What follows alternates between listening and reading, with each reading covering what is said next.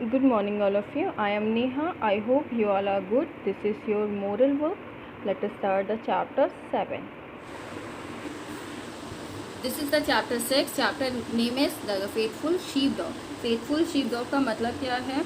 वफादार भेड़ पालक। वफादार भेड़ पालक जो है उसकी बात हो रही है स्टोरी में। तो स्टोरी में आप क्या पढ़ेंगे? शीप डॉग के बारे में पढ़ेंगे, जो मास्टर डिसाइड करता है अपने डॉग को किल करने की या शूट करने की। तो as he has grown old, क्योंकि वो बूढ़ा हो चुका है और वो अब यूज़फुल नहीं है, वो काम के लायक नहीं है, इसलिए स्टोरी में पढ़ेंगे। जो है कंटिन्यू करते हैं स्टोरी। तो इसमें बारू जो शेव करता है लाइफ कैसे अपनी, वो बताएंगे। ठीक है, बारू डॉग का नाम है, वो पढ़ेंगे। चलिए स्टार्ट करते हैं। डिबेट के लिए टॉपिक दिया है hunting of animals. Why hunting of animals is an illegal practice. ये इलीगल क्यों माना जाता है एनिमल्स को मारना? ठीक है, इस पर आप डिबेट कर सकते हो। नेक्स्ट आते हैं। Once there was a faithful sheep dog name Baru who has grown old and lost all his teeth. क्या हो गया है? एक फेथफुल बहुत ही वफादार कुत्ता था, जो क्या था, बारू नाम था उसका। तो वो क्या हो गया था? बूढ़ा हो गया था और उसने अपने दांत सारे खो दिए थे। वन डे बारूज मास्टर, तो बारू के जो मास्टर थे, मतलब जो उसका मालिक था, वो क्या था, वो बाहर बैठे हुए थे, अपने कुटिया के बाहर बैठे हुए थे और क्या बोल अपनी वाइफ से के साथ वो क्या कह रहे थे, अपना हेड हिलाते हुए दुखी से कुछ बात कर रहे थे। Will I have to shoot old Baru. क्या बोल रहा था? क्या मैं अपने क्या कर सकता हूँ, अपने जो बारू है, ये कुत्ता जो पुराना हो गया है, इसको क्या मैं मार दूँ? He is not useful any more. ये ना ही हमारा अब काम के लायक है, इसीलिए हम इसको क्या करते हैं, इसको मार देते हैं। तो उसकी वाइफ तभी होती है हाथ जोड़ के, प्लीज़ डोंट शूट बारू। क्या है, तुम बारू को मत मारो। He is been a good friend all this year. He can not live much more, so let's look after him. तो क्या है, कह रहा है कि वो हमारा क्या था, उसे इस साल और रहने दो, ये हमारे अच्छा दोस्त की तरह है, वफादार है बहुत, इसे इस साल और कुछ सालों के लिए रहने दो, क्योंकि ये कुछ ज़्यादा दिन और नहीं जिएगा और ये कुछ टाइम बाद इसे छोड़ दो, ऐसे ही देखते रहो। तो ये साल भर हमारे साथ अच्छी दोस्त रह चुकी है और क्या हो गया है, ये हमारे साथ ही रहने बहुत टाइम तक रही है और ये हमारे साथ और आगे नहीं जी पाएगी, इसलिए अभी हमें इसकी देखभाल करनी चाहिए। He is useless said the shepherd crossing. तो क्या हुआ, जो भेड़ चार था वो क्या बोल रहा है कि अब ये यूजलेस है, इसकी देखभाल नहीं करनी है। He can not even round up the sheep now, no tomorrow we must go. ठीक है, तो क्या बोलता है, तो वो उससे बोलता है कि अब ये तो भेड़ों के साथ चक्कर भी नहीं लगा सकता, तो ये क्या है, अभी इसको कल नहीं जाना चाहिए उस भेड़ों के साथ। अब क्या हुआ, poor Beros was lies on the steps and overheard every words. क्या हुआ, जो बारू था वो सीढ़ी पे बैठ के सुन रहा था सारी बातें, उनके मास्टर्स क्या बात कर रहे हैं। He was terrified to things hard only one day to live. क्या है, वो क्या सोचने लगा कि वो भीगी बिल्ली की जैसे परेशान हो गया और वो अपने मन में क्या सोचने लगा, बहुत ही ज़्यादा डरावना उसको सोचने लगा कि वो एक दिन से ज़्यादा अब नहीं जी सकता। That evening he crept off to visit his friend the wolf in the nearby wood. Unhappy me, he barked. My master's plan to shoot me tomorrow. तो क्या है, वो धीरे धीरे रेंगते हुए अपने फ्रेंड के पास गया जो लकड़ियों के पास रहता था, उसके पास वो दुखी से, अनहैप्पी मी, मैं कि अब वो भौंकते हुए, दुखी से भौंकते हुए वो कहाँ जा रहा था, बोलने लगा कि मेरे मास्टर का प्लान है मुझे कल मारने का। तो उसका जो फुल फ्रेंड रहता है वो क्या बोलता है, डोंट वरी। उसको धीरे से बोलता क्या है, डोंट वरी। फिर क्या बोलता है, I have a way out. Your shepherd and his wife always take her little baby with them when they go to the field. They leave him by the shady hedge while they working in the field. I will run out of his wood, snatch him up and run away with him. You must chase after me as fast as you can. When I dropped him, you must pick him up. After that, you gently carried him back, and his parents will be certain you have rescued their child from a wicked wolf, me. तो ये क्या होता है, ये उसको idea देता है कि तुम दुखी मत हो, मैं तुम्हें एक बात बताता हूँ, वो तुम करना। जब ये लोग जो शेफर्ड था और उसकी वाइफ थी, वो क्या होते हैं, जब बाहर जाते हैं खेती में काम करने, तो अपने बच्चे को लेके जाते हैं और ऐसी जगह बैठाते हैं जहाँ छाए होती है, तो वहाँ बैठाते हैं। तो वहाँ ये लोग वर्क कर रहे होते हैं, तब तक फील्ड में, तब तक वो वहाँ सेफली बैठा होता है। तो मैं जाऊँगा वहाँ से रन करूँगा और उस बच्चे को उठा लाऊंगा, उस बच्चे को उठा के लेके आऊँगा। तो तुम मेरे पीछे भागना और कस कस के भाग के मुझसे तेज़ भागना और क्या करना, उसको पकड़ लेना। जब मैं इसको फेंकूँगा तो तुम पकड़ लेना, ठीक है।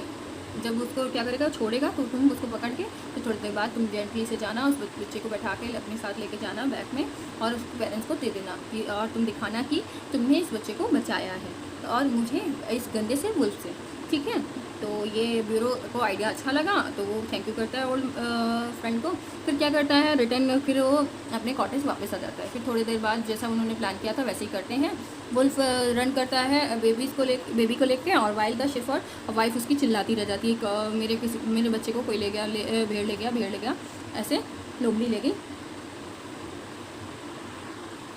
वो तो रोते रहते हैं कि वुल्फ ले गया।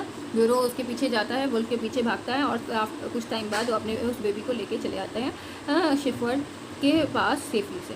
तो उसके बाद उस शेफर्ड ने बारू से क्या कहा, बारू से कहा कि तुमने मेरे बच्चे की जान बचाई। सेड पैटिंग ब्यूरोज हेड, और हेड पे उसके हाथ फेरते हुए कहता है कि तुमने मेरे बच्चे की जान बचाई। फिर उसके बाद यू मस्ट लिव ऑन, तुम्हें क्या करना है, तुम्हें जीना चाहिए। यू लिव मस्ट बी, तो you must live on, you life must be pure, rather you must have a grand peace today. तो क्या बोलता है कि तुम्हें और जीना चाहिए और तुम्हारी लाइफ जो है वो क्या हो, बेशक बढ़नी चाहिए और जो तुम्हें आज है जो तुमने किया है उसके लिए तुम्हें एक दावत मिलेगी।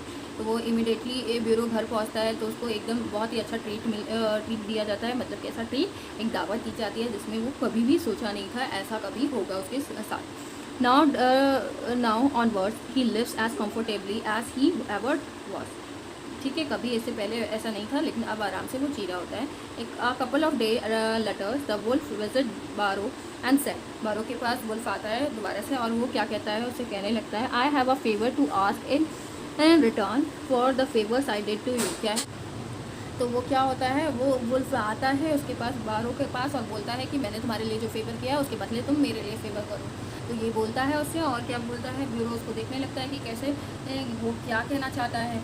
वुल्फ तभी कंटिन्यू करता है अपने बात, जो कहता है कि या तो तुम अपना क्या दे दो, I would like you to return your head the other way as I still away with one of your master's land। क्या बोलता है, या तो तुम अपना सर काट के मुझे दे दो या तो फिर क्या दे दो, काट के नहीं मतलब सर दे दो, या तो फिर तुम मुझे क्या दे दो, अपने मास्टर की एक लैम्प चोरी करके दे दो।